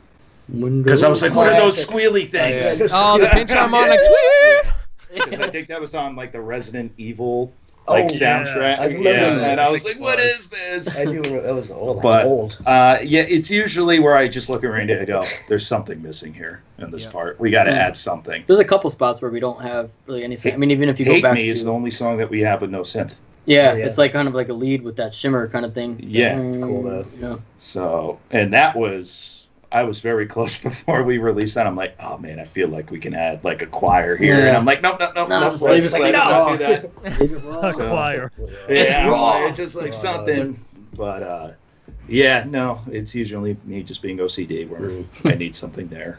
Yeah, it sounds like you all have your hands in the pot, which is really cool because, to, again, remain that consistent with so many influences coming through, it just, you don't see it a lot. You just don't see it a lot. A lot of the people we talk to, it's one or two people in a band kind of driving it. So. Yeah, well, the last song that we wrote on the album, the chorus, I forget. I came in here, I go, Randy, these are the notes. I don't know what we're going to use yet, but I'm like, and you're like, well, he put strings. So he does it later. I get a text. He goes, yeah, man, that was a good idea. It sounds great in the mix. I was like, oh, man, you did that from my, like, just going voicemail. I'm like, I got you. Yeah. That's awesome. Yeah, because I mean, half the bands that send me like ideas like for riffs, and they're like, bow dun dun dun dun dun, and then I'll try to recreate it, and it's like it's all just. I mean, I create a lot of my riffs just all with my mouth. I'm like, I'll be driving like shit. I can't forget that. Yeah, it just sounds ridiculous. Yeah. I know. I told Adam, I'm like, Adam, I got this sick intro riff, and he's like trying to recreate it. I'm like, no, it's not like that. It's you're missing one strum, or it's funny. Like, it's just when I hear it in my head, I'm like, it's got to sound like that in my head, and then it never turned because I don't know. So it's like when I hear it, I'm like, no, it just doesn't sound like what it does in my head. But right. What I wanted to ask you guys about, because I know, like we've said a few times now, you're totally independent. So, going away from the technical music stuff, because that's way over my head, I want to talk about some stuff that'll go way over Adam's head, and that's like kind of the marketing aspect of it. Don't say it's gonna go over my head, bro. What are you talking about? Well, let's just get him out of the call while we talk about this. But he's been trying. There'd be no music then. But what I was gonna say is, what do you guys do now? In terms of marketing yourself as independent from a label, whether it's singles or an album, or what do you guys like? I know that you work with Dreambound, obviously, for your visualizer or any music video releases that you have. But beyond that, what is some other stuff that you guys like to do? We always have a plan before we do anything, because what we used to do was, we got to release this, and surprise, like that was our favorite thing to do. Surprise, we just dropped a single. Right now we got it down since I guess Inner Signals. Yeah, probably. The way to do it. So like the 3 single thing that we were talking about, we dropped the 3 singles. Mm-hmm. We're going to do that and then space it out. The last single is going to be close to when we're going to release the full album. When usually around the 3rd single, that's when we start getting the merch and stuff. And the 3rd single, we usually make sure that the album's like 98% done. Yeah. Like with us. And then we've been lucky. What was the first song that we sent through Dreambound? Was it Pull Me Under? For just ever? Like just to have them through a channel through them, like the song. I don't know. Wasn't on Inner Signals, I think. We got lucky. They like the song, so every release or every single that we've done through them, that's definitely helped us get more fans. Yeah. So. Is it Lost? Definitely. Oh, maybe it was I think Lost. It's Yeah, Lost. And then Fraud. Fraud. It's Fraud, Lost, It was Broken. Okay. They did Fraud first. Yeah, like with us now, it's just we always. No. I know in my head, I'm always thinking of like what to do next, what to do next, what to do next. And then it's nice with us because we do everything, so we don't have to wait. The only thing we have to wait on is like the actual merch or an answer from somebody. Right. But yeah. I got you. Yeah, no, well, because so now that we have Dan here on the line now, we can officially call him a liar in person because he told us to submit to Dreambound. And we got declined. Can you believe that? Man. He's like, dude, don't worry, dude. They'll do it, man. They'll do it. And then I did it. And they're like, nah. And I'm just like, because their new. I didn't show you their new song is basically what we do. It's heavy. It's got the chorus. It's heavy. Chorus. It's the formula. I'm like, and it's good. I'm like, what the fuck? I don't know why. Like, cause like, I mean. Well, because you got originally declined with. Yeah, with my other band. Like, they picked one of my other songs, and it went through, and then I sent them another. Like, no, it's not what we're looking for. And then same thing with those guys from Saving Vice. They're like, yo, can you help us get? So I emailed them, and I was like, hey, I have this band in my studio, and I think it would benefit both parties, and. They're just like, it's not for us. I was like, oh. I feel like they're selective then. They seem to be. They seem to be. I feel like they sit with a monocle in a chair up by a fire. Like, that breakdown was not quite for me. Twisting their fucking legs. Yeah, their handlebar mustache. Yeah, right. But because. What were you gonna say, Kyle? Were you gonna say something? Like, Kyle? the screams are too low. Yeah. I don't know. But yeah, I guess going even more like on like some of the marketing too, like even like Facebook promo, like we've done stuff like that, and where we would just boost it or do an advertisement, and like it would reach so many people that didn't listen to our music. So it got down to like targeting different demographics and like seeing like who's listening to us, and like it doesn't make sense to like promote a show to everybody and the shows in in Poughkeepsie. So like we did that as far as like for interests and the age group and other stuff like that, and that helps target your audience, and also like we would do like a 30-second clip of our song, and we would always do like the intro of the song, and by the first 10 seconds people click off, so we're like, let's put that the chorus or the best part of the song as the advertisement, and people are like, oh, what's this? We're fans of this, and they'll click it, and that's also helped in the future too. Well, that and you guys helped us out too with your reaction videos. Like whenever we get those, it helps. It's always a positive. And I feel like for us, we're better off on Instagram for some reason. Yeah, I don't know what it is because Facebook for us is falling down. It's like not as much. We get like 100 likes, right? And on Instagram, about 600. I gotta say, Twitter too. Yeah, Twitter's picking back up. It seems to be picking back up. It died there for a while. Yeah, I'd say like Instagram's probably out of the social medias though. I forgot we had our account, so when I was trying to like for this one like build up the marketing for that, I'm like, oh my god, we have so many unread messages. I'm like, I don't even know we had this. Instagram? Don't Twitter. But now I just do everything. You go through Instagram, and I think with the marketing, I think it's just. Like you guys said, this is our 6th album. Like we've had a lot of failures. Like we had a lot of failures. So I'm like, man, I wish we did it differently back then. Well, now we're correcting those issues with these future releases. Getting on playlists and stuff like that. Like I'm always teaching bands how to submit to playlists, and it's helping quite a few of the bands that I've recorded too. So do you guys ever do you ever feel that you're underrated?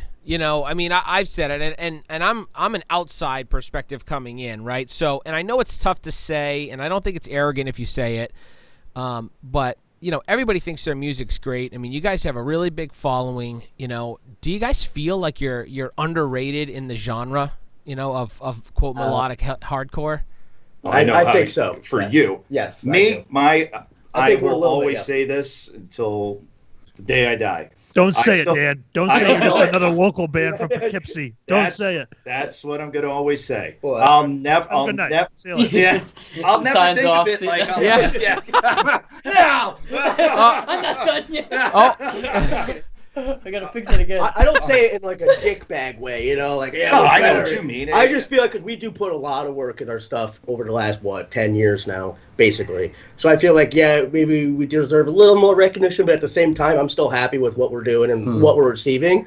So I'm still appreciative. I love it all. So I just think that there are some bands that aren't as good to get further maybe, and it's kind of like a little confusing, but honestly I'm just happy anyway to be a part of it. So it's half and half, you know. I don't want to sound like an arrogant asshole. What bands are you talking about? I don't think it comes off that way. Because we have like 5-6 albums now. Some bands have a couple songs, they get signed, have a CD already. Like, damn, man, that's crazy. We have 5 albums already. We don't got any of that. No. Yeah, but you guys have it's longevity, right? So you know, it's not a sprint; it's a marathon. You know, some of those bands, they're here today, gone tomorrow. Yeah. Right. I feel like we're a really consistent band, and we're here for a long time. We'll do it till we die, maybe.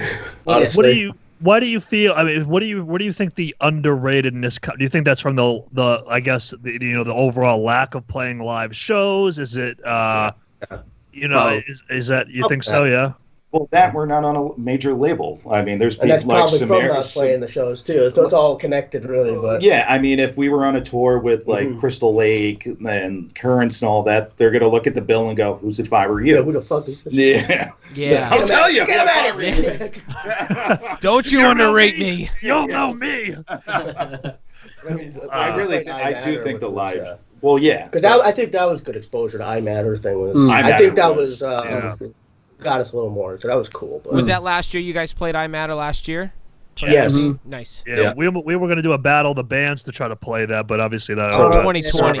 This one, So weren't we going to try to get up? Well, we weren't going to do the battle thing, though. But if they asked us, we would. But they didn't ask us, so we're like, all right. Yeah, I don't know. We weren't really going to battle. We didn't really care for that. There was like a couple of them in our spot, but I don't know. Yeah. I guess all of a sudden everything got canceled. Yeah. It's like, oh, there goes that. It would have been cool. And the lineup this year was. I mean, the lineup was really good last year. Better. No, well, there was a lot of beatdown. Like every time I turned around, I was like, boom, bass drop. That's true. I love Secrets. They're playing this year. Well, they were. Motionless and White's playing this. I don't like them. So I like some of their stuff. But see, Icy Stars was my favorite band. So last year I was like, yes, like this is the show. Yeah. So, I mean, yeah, I'll never forget that show. That was I was great, shitting my pants on stage. A couple thousand people. I was like, shit. Oh, my God. Everyone's like, do you guys? I mean, you guys don't play live a lot, you know. Do you?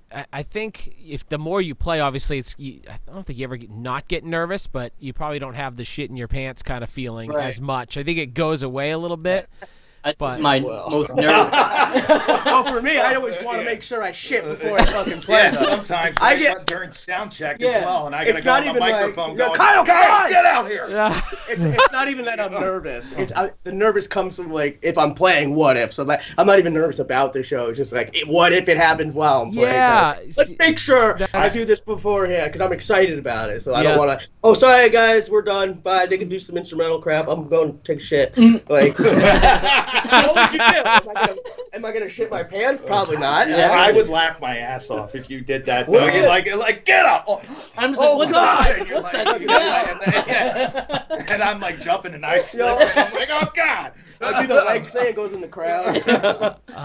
Man. I'm most nervous about like if all the backtracks and shit are gonna work. That's why I get nervous. He's nervous about the technical. Because I'm like me.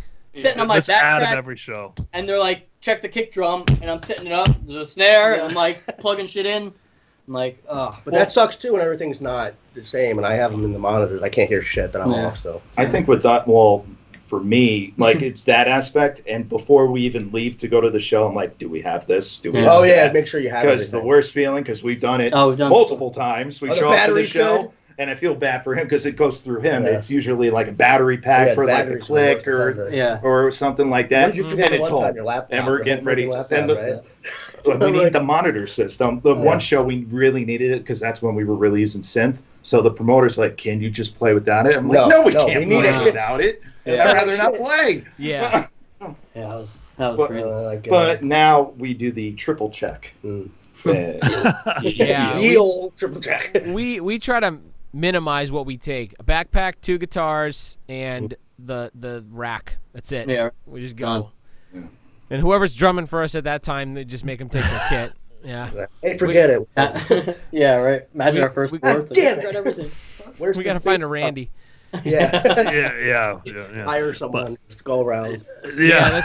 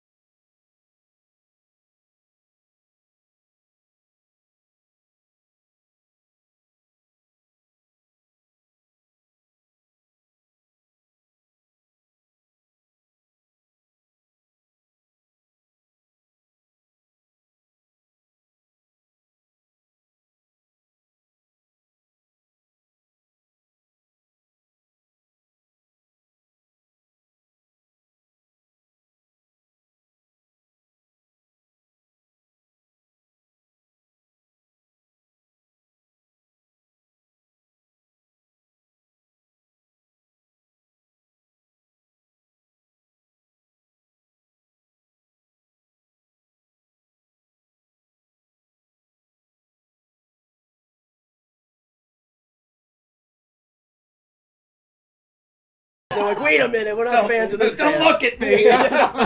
This is why we do it in all black background. Like So you really can't see the details. Yeah.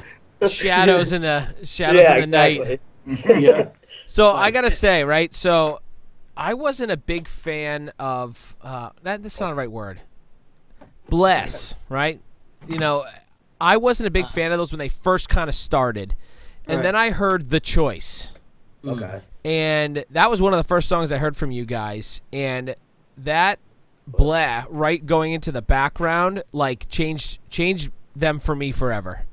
So how do you guys decide where to put them in there? Because you don't use them, you don't overuse them, right? But they're all nice and placed. How do you decide to use those? It's usually me going, Kyle, you should put a blab. And it's funny because I'm usually the one that's like, no, we have too many. I don't want to do too many. But then we wind up having sometimes two in one song.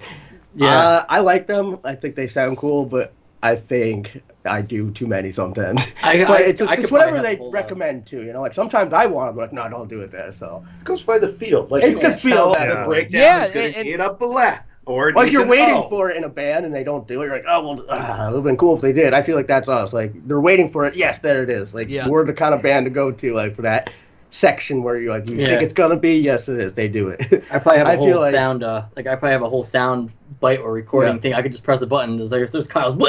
Yeah.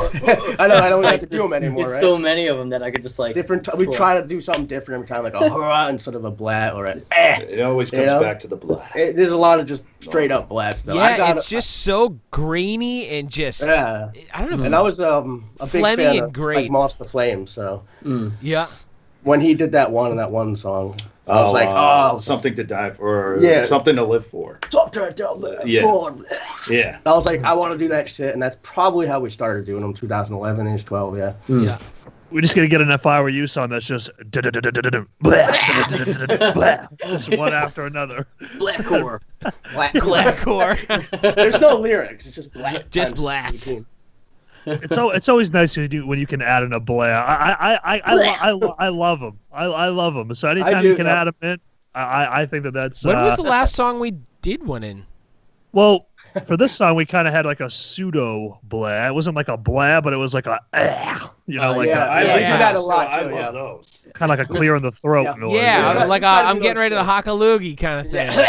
Yeah. Like that Wage War song. We try to do a lot of those just so the blat doesn't get played out, but We do a lot of different weird to shit. Do like an arf, but I think a dealer every time with that. Like, that's my favorite. Arf. Yeah. When I first heard that, I'm like, did he just say arf? I think we're a big fan of saying fuck too, right? Me and Randy like the fuck. Like I don't know. I like that. I feel like it's a lot of emotion. I don't know. Rich won't let us swear. Oh. Yeah. So a funny story about this. So on Paradigm, when we had Aiden. I say, all right, man, here's the part. Here are like the lyrics, and he kind of tweaked it a little bit. He sends it back to me, and mind you, it took like forever to get this part back 8 months. from him. So I was just like, finally, it took a while. But that's a whole nother story. Yeah, that's a whole other story. But so he sent it back, and he had a swear in there, and I'm like, oh no. What do I do? We have to mark it as explicit now. Yeah, I don't know. I haven't had the need to swear, is how I like to say. That's true too. Yeah, a lot I of haven't had to try to swear too much to be cool. That's because what I find it to be sometimes is that, especially like writing lyrics, I find it as like I can't think of another way to fill out this syllable. Yeah. But I think that's what we do. Sometimes we need one more word. Yeah. Fuck it, that's it. Fill a sentence. So you guys are the band I'm talking about. No, I got a kick out of it when I sent Dan the lyrics for this song. He's just like, there's a lot of words I don't understand. I tell him all that all the time. Oh my God. I was like, oh man, what is this word? It sounds awesome, but I'm like, what does amalgamation mean? A lot of dictionary just to Meanwhile, I'm like, you bitch. Like, writing that for a lyric. bitch. Yeah. Simple shit. Oh, man. Sometimes I'll try to do big words, and I'm like, I don't know if people will understand it, so let's just not dumb it down, but we'll just make it more relatable, I guess. I'm so used to cursing, though, because my wife has the worst mouth. Between my in-laws and her, fuck is like every other word besides other words coming out. So I'm always going to my 4-year-old, cover your ears. No. You gonna take the fucking kid to school, or what are you gonna fucking do? Take that fucker to school. They're all Italian, so That's what I was gonna say. The Italian. yeah, Italians, so yeah. they're yelling and talking. Like I'm hearing in the Mine are background. Irish, What so- the fuck Ababa are you da doing? Bucci. Yeah. Boopity-boopity-boppity. It's all Greek. Yeah. So I'm trying to start a new genre. I'm trying to start literature, like some literature, metalcore. Yeah. And I really like Silent Planet a lot, and just I read his lyrics and I'm like, oh my goodness. So I'm just like, how can I take inspiration from this? Thought worthy. Well, Trilogy, didn't he go into a mental institute or something too? That's where he came up with that. Like there's a background story. That song in particular, it's actually, I think is it Trilogy? I know there's like 3 songs, like Depths 1, 2, and 3 that he did something, but no. We reacted to that one, didn't we, Rich? Trilogy?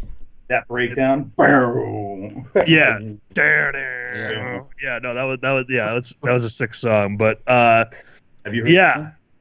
I think so. You I would remember. know it. Yeah. You would know it. Yeah, I know. From the new stuff? Yeah, dude, that breakdown is like My skin. Yeah. Melt your face. Right, the guy on the Yeah. Exactly. but the Memorex guy. What is it? Oh, yeah. He's sitting in the chair, Ryan Dunn. what I was gonna ask, because I know that I listened to you were on 2 other podcasts with Scene Daddy and then another guy. I'm sorry, I cannot remember his name. It was like a tape. It was like a tape disc. Maybe, yes, yeah, okay, yeah. So I can't remember if it was that one or the Scene Daddy one. You guys were at, I think you had said something like 80s. No, it was the one that was from February. You guys had said that you were around like 80,000 Spotify monthly listeners, and now you're double that. Where do you think? Where did you see? I guess for that, but also in general, like where you really saw the spike in like, oh man, we're really starting to gain some heavy traction here. False reality. False reality. Yeah. I was gonna say even earlier than that, like Inner Cities. Yeah, I mean, like if you go back to like from like the Sleepless, it was it was kind of ride, and then the thing that really did was Life After Death, because we got on our first like Gent playlist with Pull Me Under, and then we were getting like I don't know, it was like 1,000 or so plays a day. I'm like, wow, just on that one song, and then now like now it's like we're getting upwards of 30 to 40,000 plays a day, and you could see each individual track going up and up and up. That's just insanity. Yeah, that's a lot of plays. For a local, it's all about us playing around New York. Yeah, you each have your own laptops with family plans. You're all playing them. And go. Yeah. Behind that wall is a giant computer server room. Yeah, don't look. That's all I do. I don't have any wife or kids. I just do that. I sit in the server room. Yeah. See, Kyle's the smart one. So the rest of us have I kids. hack a bunch of shit. Yeah. Kyle's got it down. He's the bachelor. I didn't tell them though that. What? All our fans and views are from one single computer. I changed the IP address. You're still going on that? I was just like, wait, what's that? I don't think you got to make a living on stream somehow, right? Yeah. But so I guess I kind of wanted to go back to Dreambound real quick. You remember when Dan lied to us, but Hey, brought that up again, huh? These Italians, they lie. Are you guys kind of at a point with them now where you're just like, guys, we got a new single out, here you go, or are they still very critical of you now, or it's all right, it's all right. I mean, let us know when you got the next one. Yeah, it's nice. We pretty much have like an exclusive thing with them too. I think if we changed our genre completely, they'd be like, well, no. Yeah. But we're not allowed to post anywhere else but them. Like which is fine. You're signed to them. That's okay. I still feel like I would like to post to the official YouTube. Well, no, it still goes through our YouTube Okay. channel. Yeah. But I feel like we wouldn't get as that. much like traction. I feel like if it was just ourselves, because they have like like 400 something thousand subscribers and like people that are subscribed to them. So like I mean I'm totally fine with, we're not allowed to post to our own Facebook and everything, but we could post their link onto our Facebook to promote that. Nice. Which that's is cool. It's been too, working out for us. Plays to that. Well, I think that's how a lot of the reaction videos happen. People follow Dreambound and then they'll do a reaction to that. So which definitely helps. You get the fans that are like, oh, they're the best. I'm still trying to get Hardcore Keem to do a reaction. Have you ever seen this guy? No. Bro, if you my want, I'll hit him up for you. Hardcore who? yeah, dude, he's one of my favorites. He beats the shit out of his chair. He had to get a new chair because he broke it. It's hilarious. What's his name? Hardcore Keem. Yeah, Keem? I'll show you a Keem, video yeah. after this. Yeah, he's funny. It's like funny. that's the storyline is the He has to get a new health chair of the for chair. Yeah, he always he does that look, and then he just gets up, and then he just starts watching. And he just yeah. Oh, wow. But don't want to take up Sir, too much don't break more of your your chair. time. I do want to ask Yeah. this. I do want to ask Yeah. this, right? So, you guys got families, kids. I know that I get a lot of support from my wife. Rich gets a lot of support from his girlfriend. How does the family take, the amount of time you guys spend on the band? Because, anybody who's in a band that I guess could say, quote, is doing it right, it's a time commitment. I mean, and it definitely cuts into, other parts of time. How do you guys deal with that? I mean, I think for you too, but I mean, Whoa. my wife met You don't my know wife. me like that. I mean, Don't speak my for wife. me now. I mean, my wife met me when I was in the band already, so it's just like I'm not changing my ways. It is what it is, and I'm working on This is it, music. baby. Yeah. What you see is what you get. I'll end the Literally. band for you, honey. Don't worry. Yeah, bullshit. Yeah. Now I gotta record. Yeah, right. She can't watch this. No, I'm just kidding. No, so Mine And can plus hear I'm- me, so I got to be careful what I can Oh, say. shit. She's upstairs. Wonderful girl. Wonderful. She's wonderful. yeah. But plus, I'm working on stuff all day, every day. So it's like All day, she hears the breakdowns and shake the whole house. Yeah. every.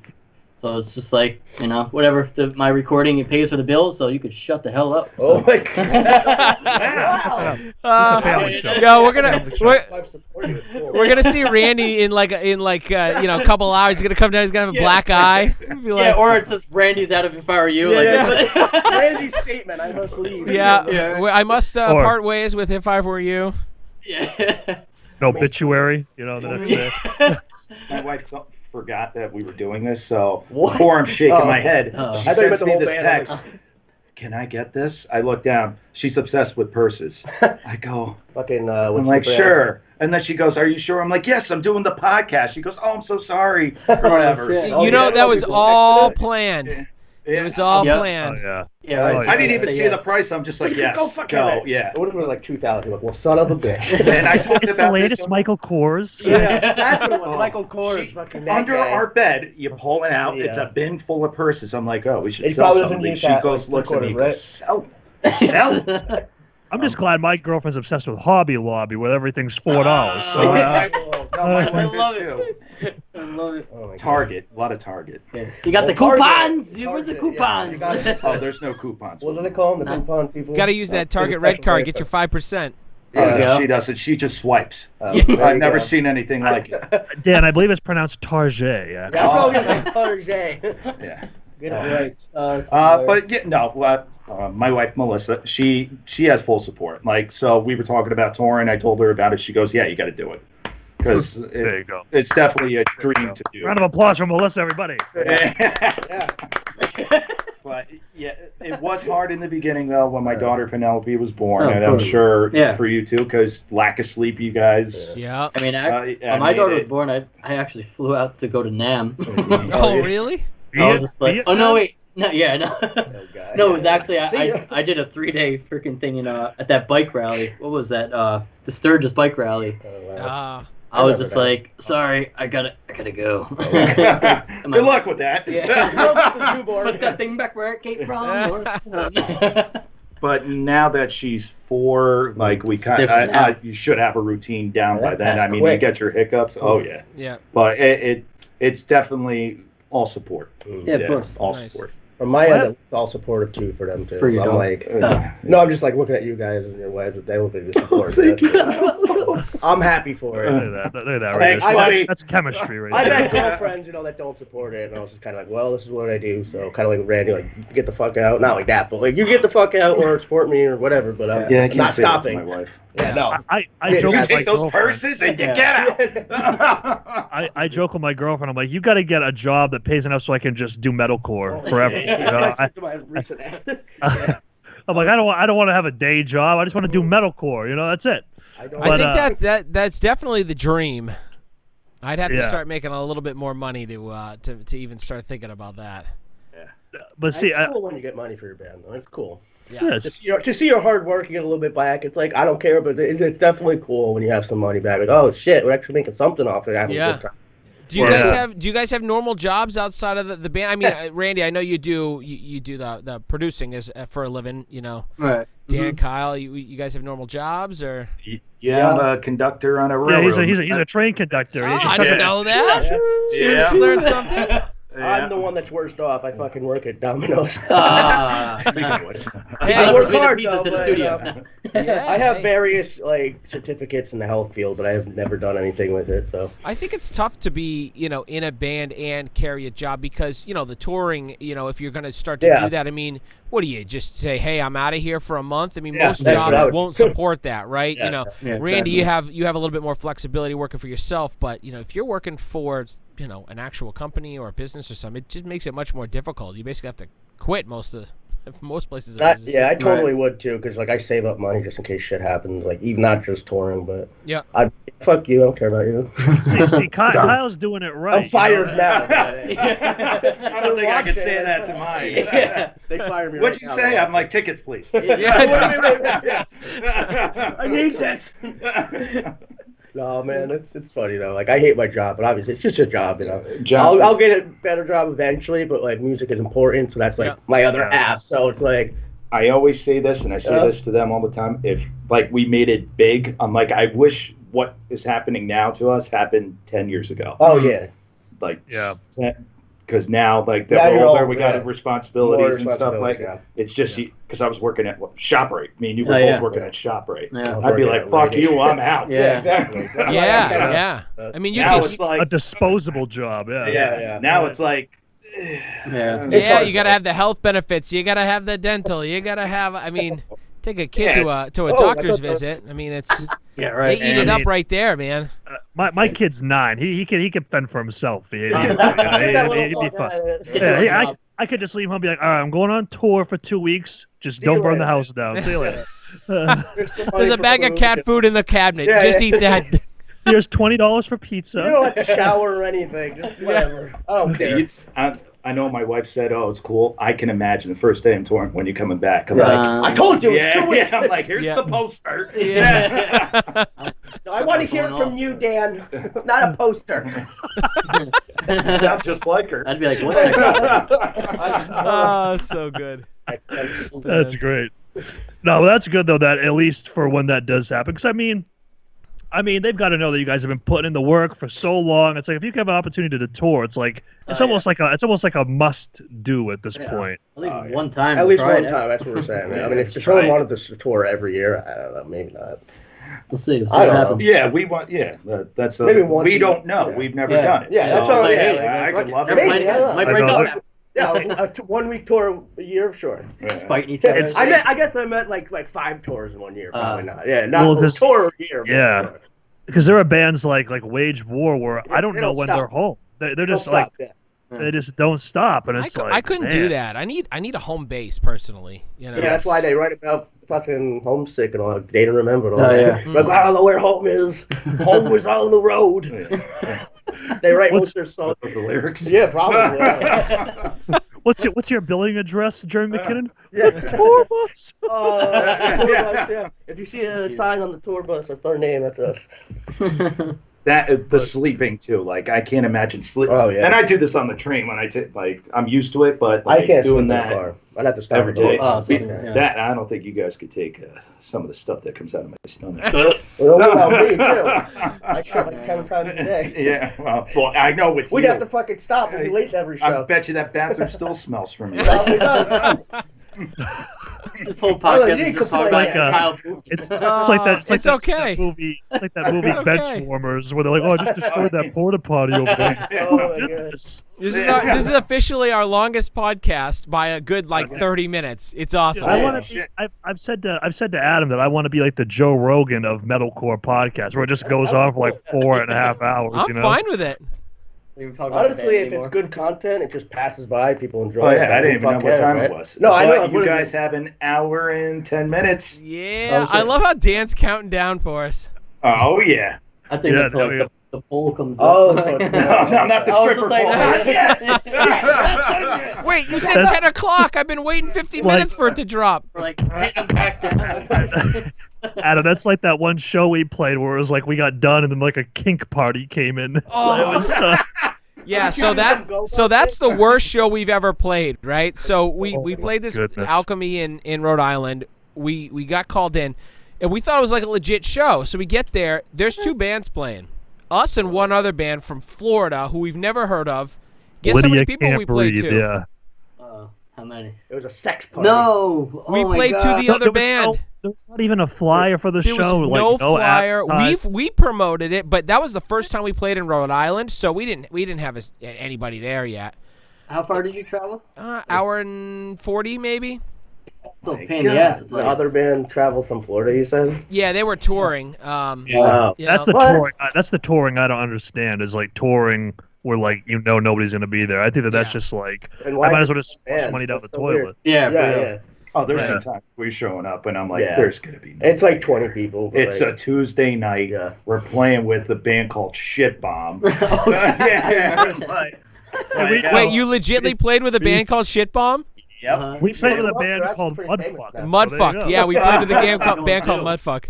Yeah, no, so Shit Bomb and Mudfuck. We're getting far, yeah. We're Shit Bomb. We're ready to detonate.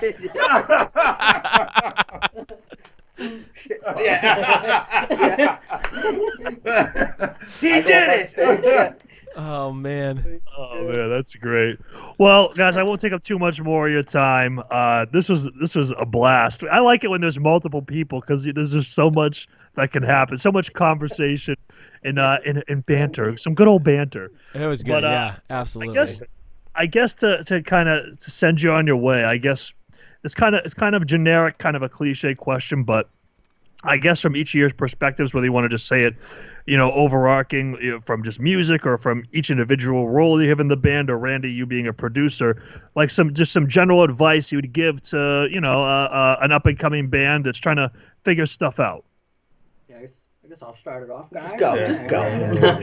No, like I said before, like you get these young kids that think it's like a get rich quick kind of thing. They see me like, oh, you're on all these playlists. What I was gonna say. Now I got nothing to say. That too. All right, got five. You better think quick, Dan. You better think of something else. Well, I mean, it's pretty much just content, just release. Like not release songs, but just like everything, like show pictures of you in the studio recording, or like like writing a new riff. And so I think that's what's most important is just staying consistent and yeah.